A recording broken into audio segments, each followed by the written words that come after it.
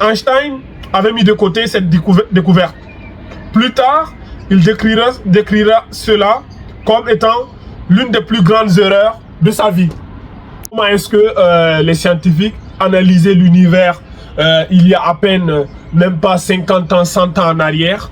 Et voyons ce que le Coran nous dit il y a 1400 ans en arrière. C'est là où vous allez voir à quel point est-ce que le Coran, il est incroyable, il est en avance. Surtout, en fait, c'est fascinant, subhanallah. Eux, ils pensaient que l'univers, il était constant, c'est-à-dire, il n'y a pas d'expansion ni rien. En gros, l'univers est là de façon constante, c'est-à-dire, la création est déjà finie, plus rien ne se passe, tout se fait constamment. Mais non, le Coran nous disait non. Tu vois? Et ça, c'est ce que les scientifiques, depuis tous les siècles, jusqu'au XXe siècle, c'est comme ça que les gens voyaient cela. Les scientifiques eux-mêmes aujourd'hui, ils sont d'accord que l'univers a un début. L'univers, il n'a pas toujours existé et il n'existera pas toujours. Tu vois, il a un début et il a une fin.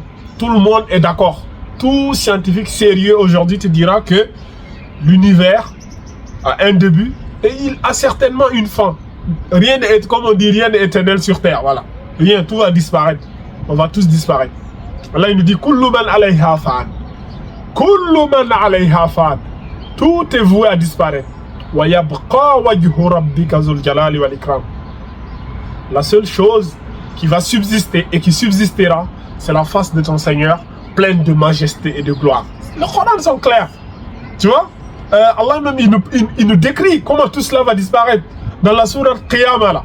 فإذا برق البصر وخشف القمر وجمع الشمس والقمر يقول الإنسان يومئذ أين المفر كلا لا وزر إلى ربك يومئذ المستقر. Allah il parle quand il y aura le tremblement de terre, quand la fin du monde va commencer à arriver, toutes les catastrophes naturelles vont commencer à se manifester là. L'être humain, l'humain c'est comme ça dans sa nature, c'est un peu heureux. Dès que ça chauffe, il prend la tangente, il va vouloir fuir. Et les humains ils vont dire, mais attends, nous on veut fuir pour aller là-bas, là-bas aussi ça tremble. Mais attends, qu'est-ce qui arrive à la terre? Iza zulzilatil ardu zilzalaha. Tu vois? Wa akhrajatil ardu asqalaha. Wa qala al-insan ma laha. L'être humain, c'est-à-dire quand la terre va se mettre à trembler, ça sera un séisme terrible le jour de la fin du monde. Et l'être humain m'a dit, mais qu'est-ce que la terre est là? Mais qu'est-ce qui se passe aujourd'hui? C'est incroyable. On n'a jamais vu ça, on n'a jamais entendu parler de ça. C'est fascinant. Et l'être humain va commencer à fuir. Il va dire, il va dire, mais on va fuir pour aller où? Là où tu veux aller fuir, là-bas aussi ça tremble. Tu n'as plus d'échappatoire. Il n'y a pas d'échappatoire. Ce jour-là, tout le monde se dirige vers un seul endroit. Il a Rabbika, vers notre Seigneur. Donc c'est ça.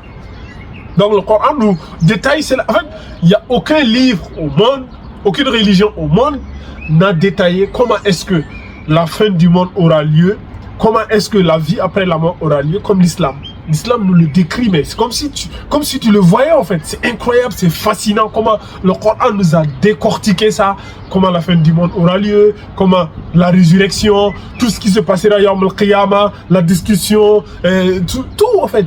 Le jour de la résurrection, comment ça va se dérouler, on a des hadiths, on a des sources, tout a été détaillé, même comment les gens vont rentrer au paradis, tout.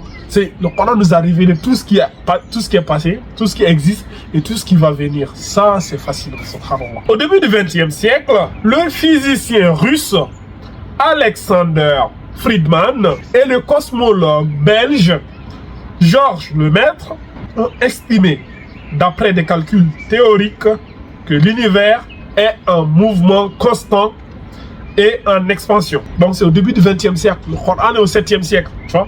Donc il y a combien de siècles de différence? 13 siècles de différence. 1300 ans plus tard. Des observations en fait en 1929 validèrent cette théorie.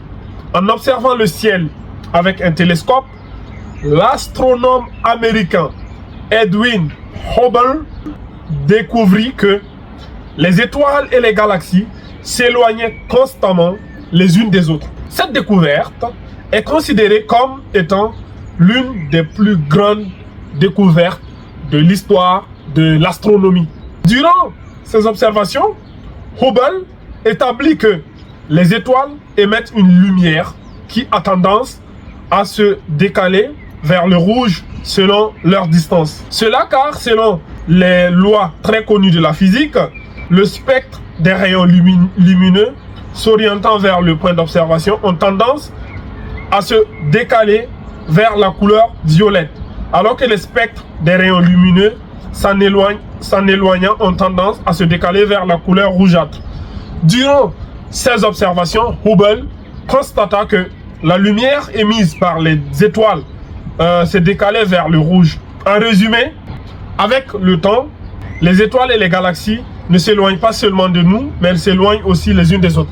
Bon, en résumé, en fait, il a pris des lumières et ça avec ses observations lumineuses, il a vu, mais attends, imagine tu places un point A ici et un point B ici. Et tu viens encore, je sais pas, 2 semaines après et tu trouves que par exemple, là, le point A et le point B fait par exemple, là, je dirais 5 cm là. Et demain, tu viens, tu trouves que le point A, il est là et le point B, il est là. Donc, au lieu que ça fasse 5 cm, ça fait 15 cm. Et il vient 3 semaines après, le point A et le point B se trouvent là. Ça fait 30 cm. Donc, il s'est rendu compte que, mais attends, ces lumières s'éloignent les unes des autres. Ça veut dire que les étoiles et les galaxies s'éloignent aussi les unes des autres. C'est comme quand vous prenez, je sais pas moi, les ballons là. Quand on gonfle les ballons là, prenons par exemple cette bouteille d'eau. Imaginez, c'est un ballon. Et on met par, vous voyez, il y a des petits espaces là.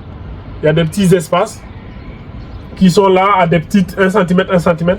Et quand on le gonfle, plus le ballon il va gonfler, plus l'espace qui sépare les deux là, plus l'espace va s'élargir. Vous allez voir que l'espace, il fait par exemple là 2 cm, l'espace fera 4, 6, plus il va gonfler, plus ça s'élargit. Bien en gros c'est ça. Donc c'est comme ça que les étoiles aussi s'éloignent les unes des autres. Donc en résumé, avec le temps, les étoiles s'éloignent de plus en plus. Les étoiles et les galaxies ne s'éloignent pas seulement de nous, mais elles s'éloignent aussi les unes des autres.